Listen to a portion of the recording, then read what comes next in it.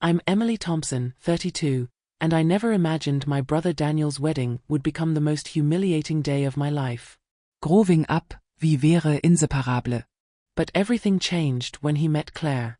Standing in that lavish ballroom, watching my family fawn over her, I had no idea how quickly my world would crumble with just a few cruel words.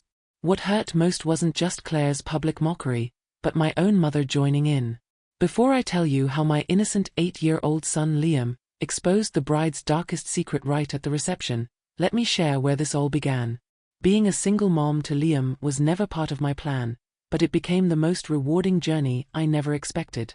After starting my interior design business 5 years ago, I found my rhythm balancing work with raising my energetic, intuitive boy. We have a cozy 2-bedroom apartment in a family-friendly neighborhood, complete with a small garden where Liam grows sunflowers taller than himself. Our life isn't perfect, but it's ours, built from scratch after my ex-husband Michael walked out when I was 7 months pregnant, claiming he wasn't ready for fatherhood. Daniel and I grew up in a middle-class suburb of Boston, 2 years apart. As kids, we built elaborate blanket forts in the living room that our mother, Susan, reluctantly let stand for days. We had secret languages that drove our father, Robert, crazy at the dinner table. Daniel taught me to ride a bike when our busy parents couldn't, running alongside until I found my balance. When I broke my arm falling from our treehouse at 10, he carried me half a mile home on his back. But there was always an undercurrent in our family dynamics. Daniel was the golden child, the star student with perfect report cards and athletic trophies. I was creative, did well enough, but never matched his shine in our parents' eyes. Susan and Robert never missed Daniel's football games or debate competitions, but my art shows were often attended only by Daniel, who gave honest critiques and unwavering support. "You've got the real talent, Emmy," he'd say, using the nickname only he could use. After college, Daniel went to law school and became a corporate attorney at a prestigious firm. I pursued design school, worked for firms, then branched out on my own. When Liam came along and Michael vanished, Daniel was my rock, helping me move, assembling Liam's crib, even taking night shifts with a colicky newborn. "That's what siblings are for," he'd say, rocking Liam at 3 a.m., "we're a team." Then, 18 months ago, Daniel brought Claire to Sunday dinner at our parents' house. She was stunning, tall, blonde, with a dazzling smile and impeccable style. Her family owned a successful real estate company, and she worked in their marketing department. Susan was instantly charmed by Claire's stories of charity galas and Maldives vacations. I noticed Claire's smile shift when she addressed me versus my parents, animated with them, but dismissive with me. When I mentioned my design business, she nodded politely before pivoting to Daniel's latest court victory. "Interior design must be such a fun little hobby," she remarked, helping Susan clear dishes. "Nice you can do that while raising Liam." Daniel didn't catch the subtle jab, but I saw the judgment in her eyes when Liam spilled his juice and I cleaned it calmly instead of scolding. "Your son seems a bit undisciplined," she whispered later in the kitchen. "Children need firm boundaries." Despite red flags, I gave Claire the benefit of the doubt. Maybe she was nervous, or her privileged upbringing made it hard to relate to my single mom struggles. I invited her to lunch to connect, but she always had excuses: work, hair appointments, charity committees. Liam, with his open heart, was excited for a new aunt, making her a hand-drawn card saying, "Welcome to our family." At another dinner, she took it with 2 fingers, as if it might be dirty, and set it aside unopened.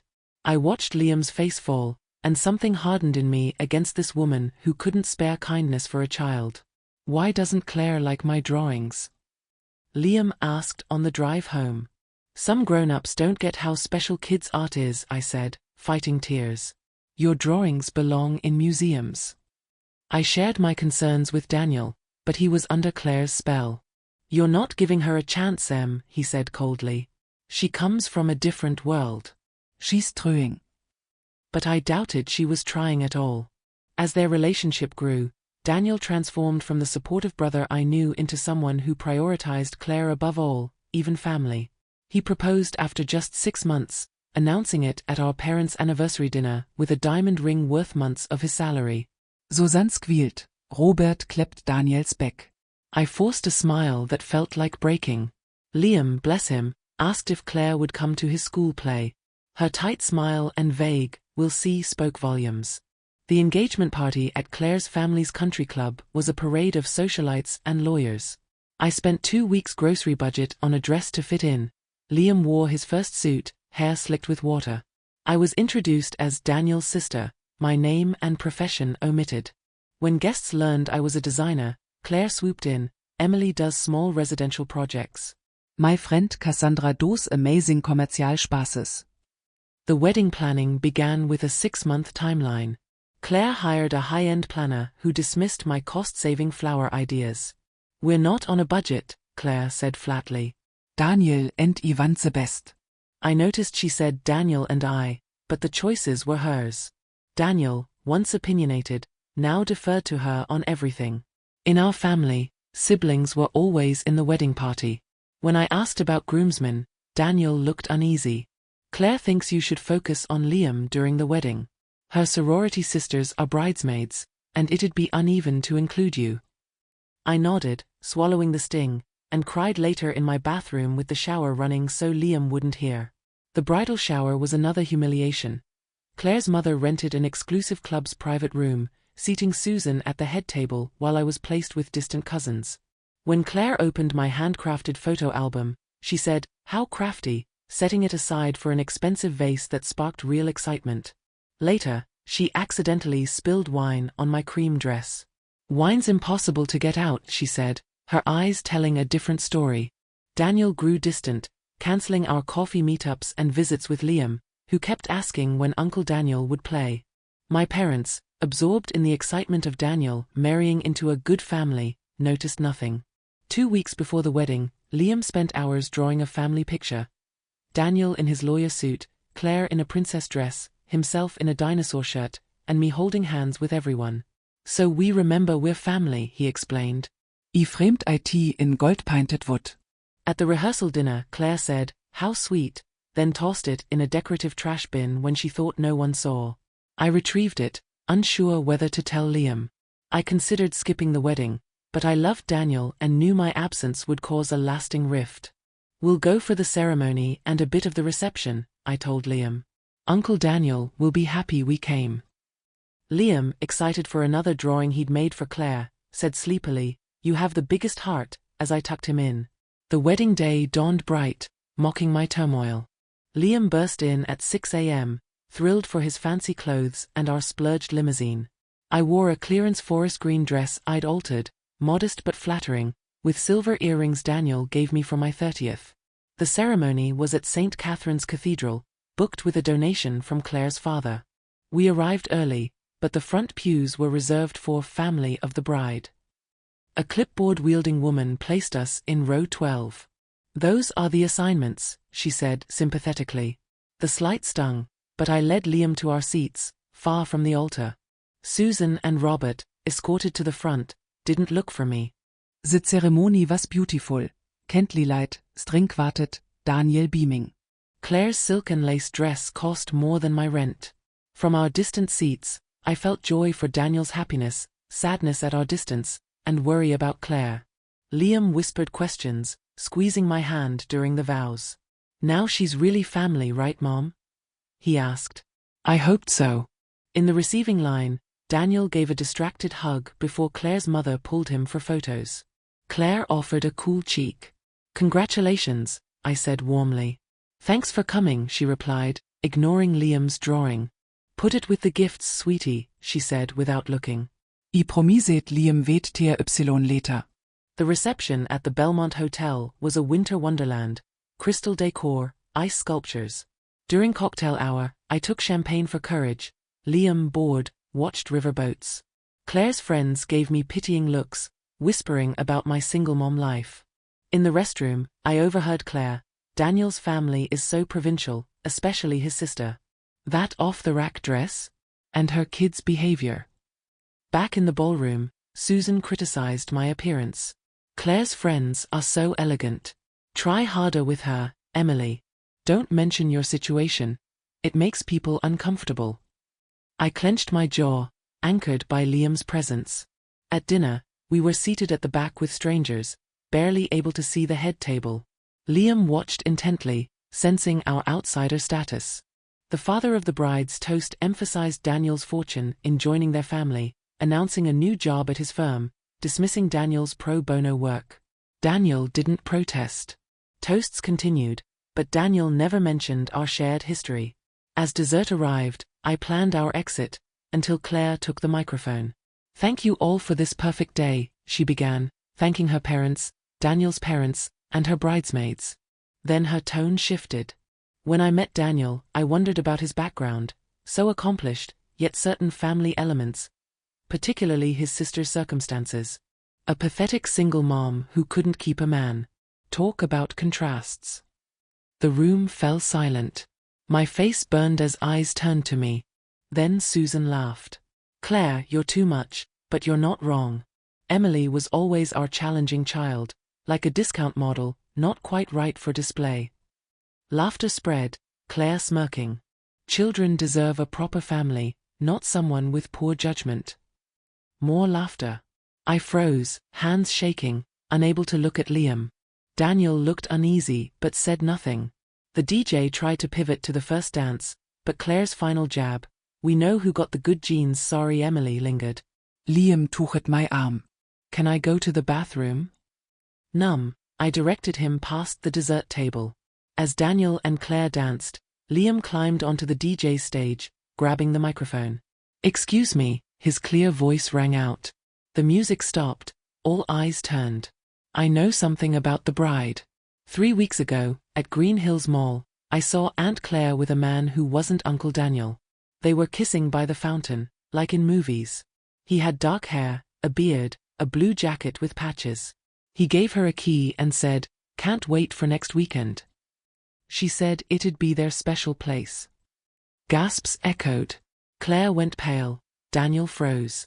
I recognized the man, James, Claire's college ex, who she'd called a good friend. Liam finished, "I didn't tell because it's rude to interrupt, but she interrupted Mom, so I thought it was okay." Chaos erupted. Claire shrieked, "That's a lie." Her father demanded Liam be removed. Susan looked horrified. I rushed to Liam, who asked, "Did I say something wrong?" "You told the truth," I whispered, holding him. Claire denied everything, but Daniel pressed, "3 weeks ago, you said you were at a spa with your mom." Claire's mother backed her, but Daniel checked his phone. Lame Zone was closed for renovations. Their faces fell. Liam and I moved to a corner. "Why's Claire mad I saw her friend?" he asked. "She wasn't supposed to kiss him," I explained gently. Claire's father tried to restart the reception, but Connor, Daniel's best man, spoke up. "I saw Claire with that man a month ago at Parkview Apartments, where James lives." Claires Daniels gré desperate. Daniel asked, "Was Liam telling the truth?" Claire admitted a goodbye meeting with James for closure, claiming it meant nothing. Daniel demanded her purse, finding a key not for their condo or her office, which used card access. As guests whispered, Liam and I headed for the exit. Daniel kellet, Emily weit. Kneeling to Liam, he said, "Thank you for telling the truth. That was brave." To me, he apologized. "I'm sorry for not seeing what was happening, for letting you be treated this way." Claire's father demanded Daniel return to his bride, threatening his career. Daniel refused. "I see what I've risked losing, something far more valuable." He told me to take Liam home, promising to call. At home, Liam fell asleep in the limo. I carried him to bed, marveling at his courage. At 2 a.m., Daniel knocked, still in his tuxedo. Over tea, he described the chaos, Claire's meltdown, partial confession, and admissions from Connor and others about James. Claire had planned to maintain her affair post-wedding for appearances and security, as James lacked social standing. Susan tried to smooth things over, blaming me and Liam. Robert was shocked, arguing with her. Daniel confronted them. "What you allowed to happen to Emily was unforgivable." "I've been blind," Daniel admitted. Claire isolated me because it was easier than facing tensions.